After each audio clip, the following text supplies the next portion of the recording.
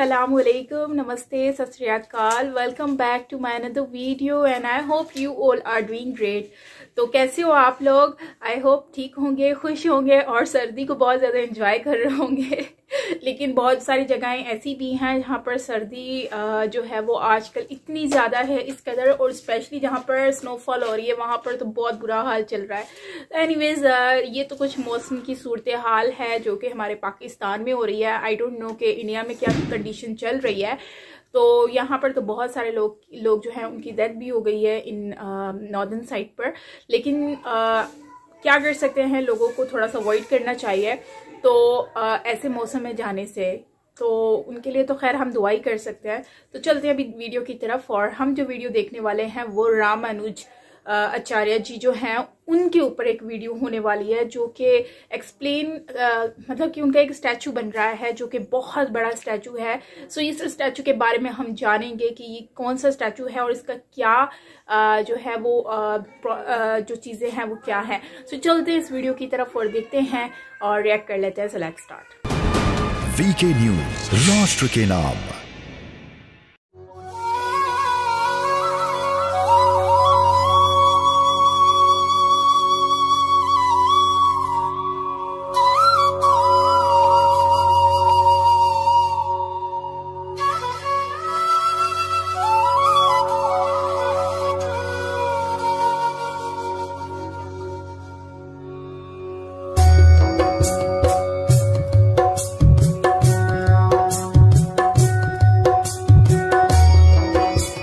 नमस्कार, स्वागत है आपका वीके न्यूज में।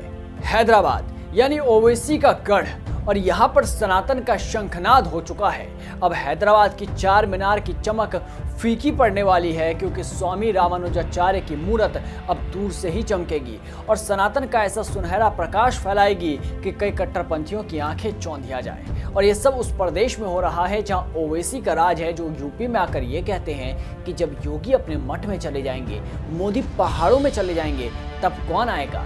हम नहीं भूलेंगे। याद रखो, भूलना भी नहीं चाहिए क्योंकि देश में ऐसे कई योगी रहे हैं जो अपने मठों में रहे पर अपने ज्ञान से सनातन का प्रकाश फैलाते रहे, और उन्हीं में से एक थे स्वामी रामानुजाचार्य। और इनकी मूर्त अब दुनिया में दूसरी सबसे ऊंची मूर्त है। बता दें कि दुनिया का सबसे बड़ा सिटिंग स्टैचू यानी कि बैठने वाली जो मूर्ति होती है वो 302 फीट हाइट की है, जो ग्रेट बुद्धा की और थाईलैंड में है।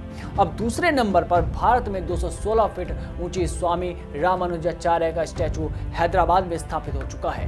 हालांकि राजस्थान के नाथद्वार में 351 फीट ऊंची शिव मूर्ति भी तैयार हो चुकी है, लेकिन इसका इनॉग्रेशन मार्च में होगा। इससे पहले फरवरी में रामानुजाचार्य के स्टैचू का इनॉग्रेशन पीएम मोदी करने जा रहे हैं। इस स्टैचू के साथ 108 मंदिर भी बनाए गए हैं जिन पर कारीगरी ऐसी है कि कुछ देर के लिए आपकी नजरें हटेंगे ही नहीं। खास बात तो ये कि इसके साथ ही 120 किलो सोने का इस्तेमाल करते हुए आचार्य की एक छोटी मूर्ति भी तैयार की गई है। इस जगह को स्टैचू ऑफ इक्वालिटी नाम दिया गया है। वैष्णव संप्रदाय के संत चिन्नाजीयर स्वामी की देखरेख में पूरे हुए इस प्रोजेक्ट पर अब तक 1400 करोड़ रुपए खर्च हो चुके हैं। पहले आका जा रहा था कि तकरीबन 800 करोड़ खर्च होंगे, लेकिन अब ये 1400 करोड़ खर्च हो चुके हैं और ये सारा पैसा देश विदेश में आए दानों से लेकर किया गया है। तो चलिए आपको बताते हैं इस मंदिर स्टैचू बनने की कहानी, जो बड़ी ही दिलचस्प है। तो शुरुआत से शुरू करते हैं और सब कुछ समझाते हैं। अब पहला सवाल ये कि मूर्ति कैसे बनेगी। ये तय करने के लिए 14 मिट्टी की मूर्तियां बनाई गई थी। ये मूर्तियां चीफ आर्किटेक्ट आनंद साई, चीफ आर्किटेक्ट प्रसाद स्थापित ने टीम के साथ मिलकर तैयार की। इन 14 में से 4 मूर्तियां चिन्नाजीयर स्वामी और उनके एडवाइजर्स को पसंद आई। अब इन 4 मूर्तियों का क्या, आप भी यही सोच रहे होंगे। तो बता दें कि इन 4 मूर्तियों का आप देख सकते हैं, आप जो तस्वीरें आपके स्क्रीन पर, इन 4 मूर्तियों को देखिए। आपको शायद लगेगा कि इसमें कोई अंतर नहीं है, पर इन 4 मूर्तियों में ऐसा क्या खास था जो इन्हें चुना गया। तो बता दें कि ये 4 मूर्तियां वो थी जिनमें किसी की आंख, किसी का हाथ, किसी के पैर सुंदर थे। स्वामी जी ने इन 4 के बेस्ट पार्ट से 5वीं नई मूर्ति तैयार करने का टास्क टीम को दिया। फिर जो नई मूर्ति बनी उस पर दिसंबर 2014 में सबकी एक राय बनी और वो सबको पसंद आई। अब टास्क था कि इस मूर्ति को इतने बड़े स्टैचू में कैसे बदले, इसलिए बेंगलुरु में इसकी 3D स्कैनिंग की गई। मतलब सॉफ्टवेयर के जरिए मूर्ति का एक मॉडल कंप्यूटर में तैयार किया गया। शास्त्रों में शरीर के जो लक्षण बताए गए हैं उसी हिसाब से सभी अंग बनने जरूरी थे।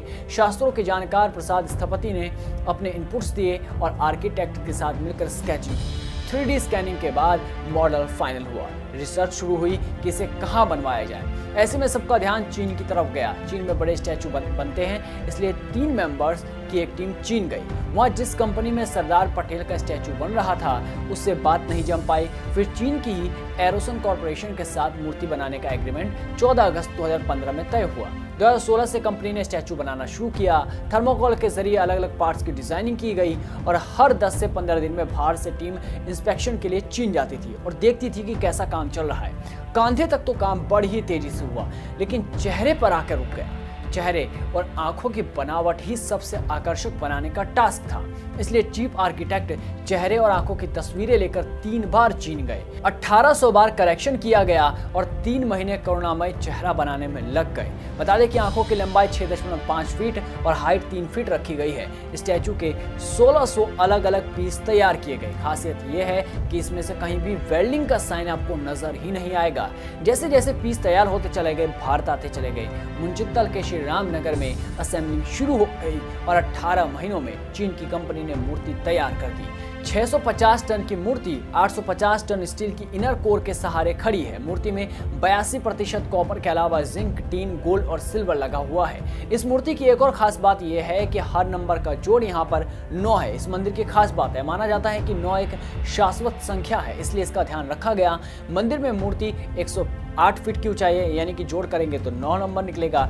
कुल ऊंचाई 216 फीट, कमल की पंखुड़ियां 54, हाथी 36, पद्म पीठम 27 फीट, यहाँ तक कि सीढ़ियां भी 108 है। खैर ये तो अंकों की बात हुई, अब आगे बताते हैं। इस मंदिर को बनाने से पहले दक्षिण में स्थित 5 मंदिरों की टीम ने विजिट किए, जबकि बाकी 100 मंदिरों के 12,000 फोटो जुटाए गए।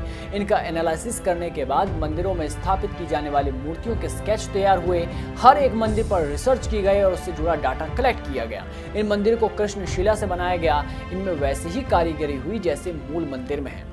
अगर इसमें लगाए गए पत्थरों की बात करें तो राजस्थान के बंसी पहाड़पुर से पिंक स्टोन, भैंसलाना से ब्लैक मार्बल, आंध्र और तमिलनाडु से ब्लैक स्टोन लाए गए। एक खास तरह का ब्लैक मार्बल चीन से लाया गया। माउंट आबू के कारीगरों ने पत्थरों पर नक्काशी की। जयपुर के कारीगरों ने रेलिंग और दिव्य देशम पर नक्काशी की। तमिलनाडु के कारीगरों ने दिव्य देशम की मूर्तियां बनाई तो आंध्र के कारीगरों ने भी दिव्य देशम के पत्थरों में नक्काशी की। आर्ट डायरेक्टर आनंद साई ने इनका डिजाइन तैयार किया। मूर्ति पर किए गए सुनहरे रंग की चीनी कंपनी ने 20 साल तक की गारंटी दी है। चिन्ना जीआर स्वामी के मुताबिक मूर्ति का 2000 सालों तक कुछ भी नहीं बिगड़ेगा।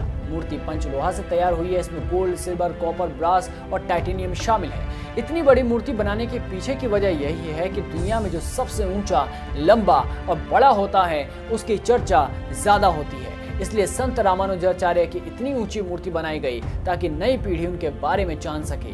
216 फीट ऊंची मूर्ति बनाने का डिजाइन साल 2014 में हुआ था। प्रोजेक्ट पूरा होने में 8 साल लग गए। ये रामानुजाचार्य जी जो हैं उनकी एक स्टैचू है जो कि चाइना में एक स्टैचू है, उससे मतलब दूसरे नंबर पर ये आता है वर्ल्ड में। मतलब कि ये स्टैचू जो है काफ़ी बड़ा है, बहुत खूबसूरत तरीन बनाया गया है। अब इसमें ये भी है कि मतलब कि चाइना में जो स्टैचूज़ हैं वो बहुत ही बड़े बने हुए होते हैं और मतलब कि उन लोगों के बुद्धा, वो शायद बुद्धा को मानते हैं ज़्यादातर। तो इन लोगों का जो बेसिक प्रोसेस है वो ये है कि वो मुझे बड़ा अच्छा लगा जिस तरह से वो ऐसे करके बैठे हुए हैं। और जो है रामानुजाचार्य जो है वो इक्वालिटी के ऊपर जो है उनका एक बनाई गया ये स्टैचू का नाम दे रहे हैं। और ये स्टैचू हैदराबाद में है। मतलब कि ये हैदराबाद में एक 4 मीनार है। 4 मीनार हैदराबाद की पहचान है और हमारे पाकिस्तान में भी हैदराबाद है और यहाँ पर भी सेम ऐसे ही 4 मीनार का बना हुआ है और कराची में भी 4 मीनार बना हुआ है। तो खैर कराची का तो आपने देखा होगा, बहुत खूबसूरत बना हुआ है। लेकिन अगर हम बात करें इस साइड की जो बना हुआ है मतलब हैदराबाद से हटकर बना हुआ है, मेन हैदराबाद में बेसिकली बना है। कराची में तो जो बना है वो तो एक ऐसे ही जस्ट फॉर्मेलिटी है, लेकिन बहुत खूबसूरत है। रात में उसकी लाइट्स बहुत अच्छी होती हैं।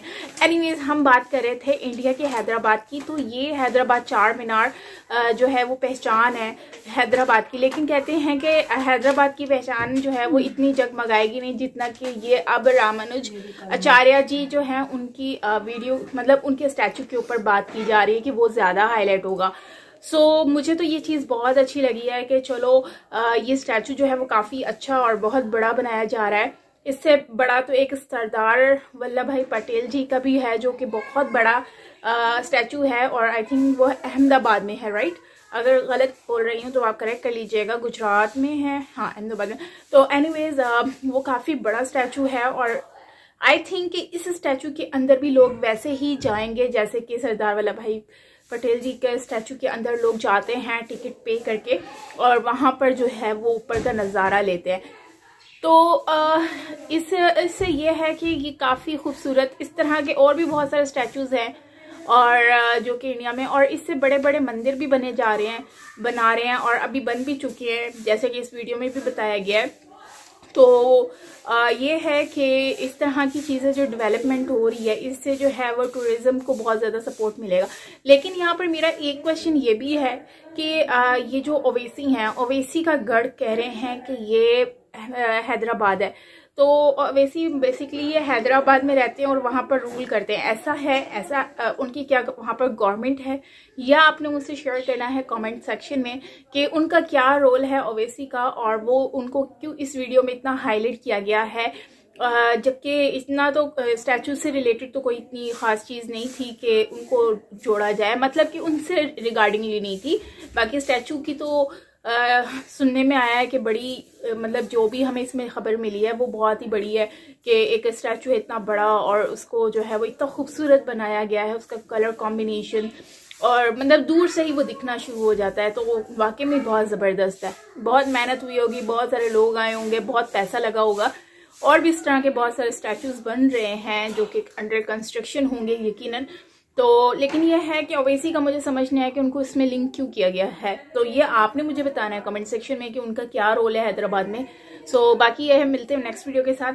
अच्छी लगी हो तो लाइक कीजिएगा। और हाँ, मेरा व्लॉग आ गया है ऑन पाकिस्तानी मेट्रो के ऊपर, मेट्रो ट्रेन के ऊपर। सो ज़रूर बताइएगा कि आप लोग की जो दिल्ली में मेट्रो है उससे सिमिलर है कि नहीं है, और प्लीज़ सपोर्ट भी करें। बहुत अच्छे अच्छे कंटेंट मैं क्रिएट करती रहती हूँ, पाकिस्तान और इंडिया की हिस्ट्री के अकॉर्डिंगली एक्सप्लोर कराती हूँ आप लोगों को, तो यकीनन आप लोगों को अच्छा लगेगा। और बस ये है कि साइमा पीरज़ादा व्लॉग चैनल है, लिंक आपको वीडियो के डिस्क्रिप्शन में भी मिल जाएगा।